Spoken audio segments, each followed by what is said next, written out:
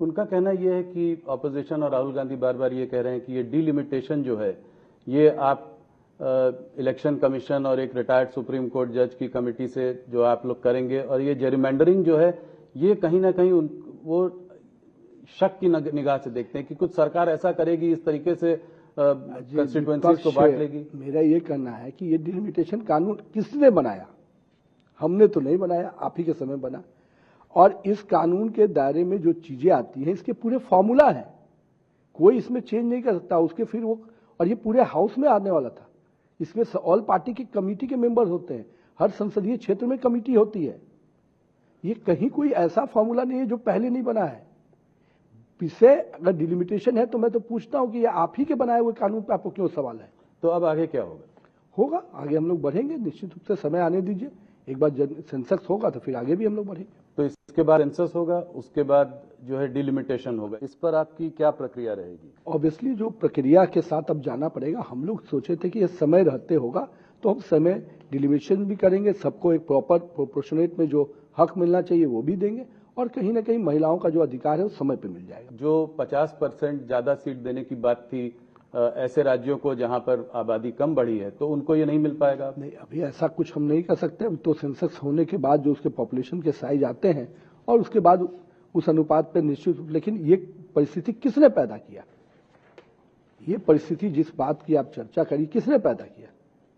आज जब गृह मंत्री जी ने सदन के फोरम में कहा कि हम अभी तय कर देते हैं, तो ये तो उनको स्वागत करना चाहिए था। मैं मानता हूं कि साउथ के लोगों का हक की मारी भी किसी ने किया तो राहुल गांधी और उनके कुनबा डीएमके लोगों ने मिल के किया।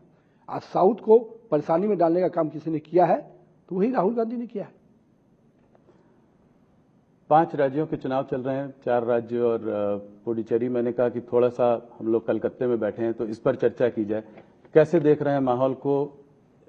क्या आपका आकलन है, क्या होगा इन 5 राज्यों में? देखिए, पांचों राज्यों की स्थिति अलग अलग है, लेकिन मैं मानता हूं कि इस बार भाजपा के लिए और बेहतर सिचुएशंस है सभी राज्यों में।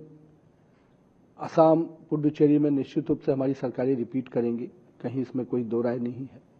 बाकी 3 राज्यों में पश्चिम बंगाल आपको आश्चर्यजनक रिजल्ट के साथ सामने आ रहा है, और यहां पर मैं मानता हूं कि सारे जो भी टीएमसी और कांग्रेस के जो खेल थे उस सब से बाहर आकर जनता इस बार भाजपा की सरकार बनाने जा रही है। तो असम पुडुचेरी में सरकार बनेगी, और आप कह रहे हैं कि बंगाल में भी सरकार बनेगी? 100% अब जो सिचुएशन बन रहे हैं और जो जनता का मूड दिख रहा है, पश्चिम बंगाल में भारतीय जनता पार्टी की सरकार बनने जा रही है। तो पिछली बार भी माहौल 2021 में भी था कि भारतीय जनता पार्टी की सरकार बनने वाली है। इस बार 2021 से क्या अलग है? क्या भरोसा दे रहा है आपको कि इस बार आप सरकार बना लेंगे? देखिए, पिछले बार भी जितने गुणात्मक तरीके से हम आगे बढ़े, 3 से 77 सीट पर आए, अगर उसी स्पीड को अगर हम मेंटेन करें तो इस बार तो 100% हम अपनी सरकार बना रहे हैं।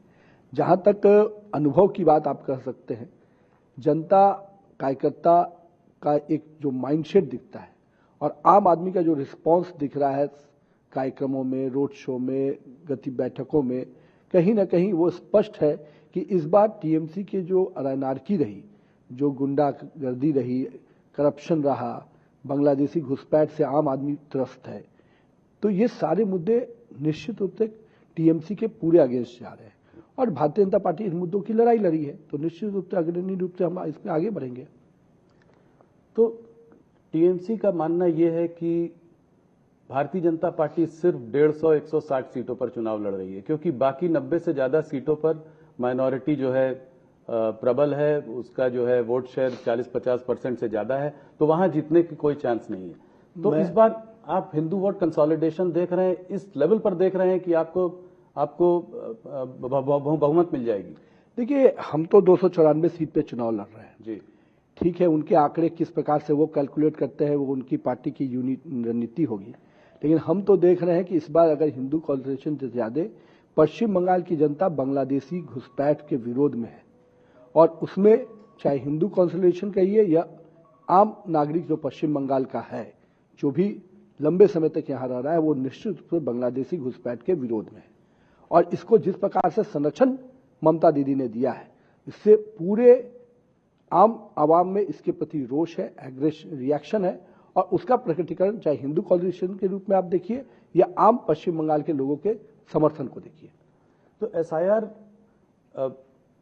टीएमसी का मानना है कि ये दो फैक्टर हैं जो कि पूरा एक इंस्टीट्यूशनल तरह का कैप्चर हो गया है। इलेक्शन कमीशन आपके साथ है, सीबीआई, ईडी की रेड्स तमाम चारों तरफ चल रही हैं और उनके समर्थकों पर चल रही हैं, भारतीय जनता पार्टी के समर्थकों पर नहीं चल रही, तो उनके तमाम ये चल रहा है।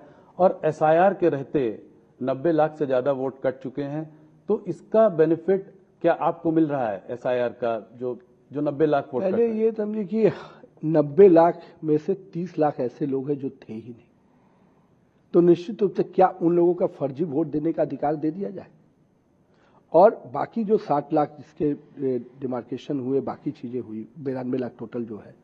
सबसे महत्वपूर्ण बात यह है कि दीदी के ही प्रशासन के डीएम एसडीओ है ना जी। तो आपके प्रशासन के डीएम एसडीओ ने फाइंड आउट करके अगर 92 लाख दिया तो ये तो आपके मशीनरी का है, कहां इसमें इलेक्शन कमीशन आ रहा है? इलेक्शन कमीशन की कोई भी मशीनरी जिला प्रशासन और स्थानीय प्रखंड से आती है, कोई उसकी अपनी मशीनरी नहीं होती है। अब उस मशीनरी ने ही 92 लाख डिलीशन के लिए अगर आगे प्रस्ताव बढ़ाया तो इसमें दीदी को बेचैन क्यों होना चाहिए? और 92 लाख अगर जा रहे हैं तो उसके अगेंस्ट तो आप कहां कहां दरवाजा नहीं खटखटाई, वहां से भी क्या जवाब मिला? आप क्यों वैसे लोगों की चिंता कर रही थी जो यहां है ही नहीं? क्या मंशा थी आपकी? तो आप क्या कहना चाह रहे हैं कि जो लोग यहाँ थे ही नहीं, जो इसमें आए हैं, उनका वोट ये लोग फर्जी डाल रहे थे? अरे कह नहीं रही, यही तो बात है, यही चीज की वकालत करिए दीदी, जो लोग है नहीं उनके वोट की वकालत। ये तो कहीं ना कहीं आम आदमी को समझ में आने वाली बात है कि उनकी वकालत जो है नहीं, ये किस उद्देश्य से किया जा रहा है? मंशा स्पष्ट नजर आ रही है। वो कह रहे हैं कि माइनॉरिटी वोट बैंक से आपने जो है वो काट दिए हैं, तो इसलिए उनके जो वोटर्स थे वो उनका आप काट कर जीतना चाहते हैं। बांग्लादेशी घुसपैठिए जो होंगे निश्चित रूप से उनका नाम कटेगा। अब वो माइनॉरिटी है कि मेजोरिटी है ये वो समझे, लेकिन स्पष्ट रूप से हम इस देश के नागरिकों के प्रति जवाबदेह है, हम विदेश से आए हुए बांग्लादेशी घुसपैठियों के प्रति जवाबदेह नहीं है।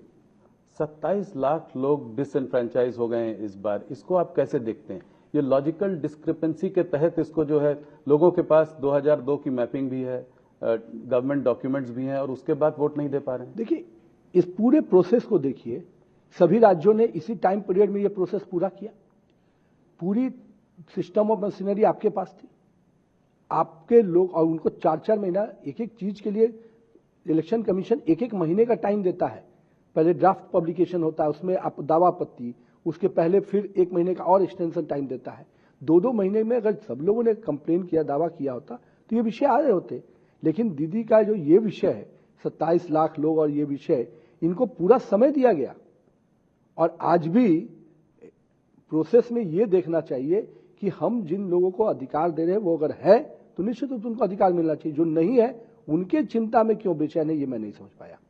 तो आप कह रहे हैं ये 27 लाख जो भी हुआ है ये एडमिनिस्ट्रेटिव डिले हुआ है जो कि उनके एडमिनिस्ट्रेशन ने किया। ऑब्वियसली इतने लंबे समय तक चीजों को फंसा के रखना और इतने आपको कब का, बाकी सभी राज्य उसी प्रोसेस को कंप्लीट किए ना, हमारे बिहार में भी हुआ था जी। पूरा टाइम पीरियड हम तो 2 महीने में हम लोगों ने किया।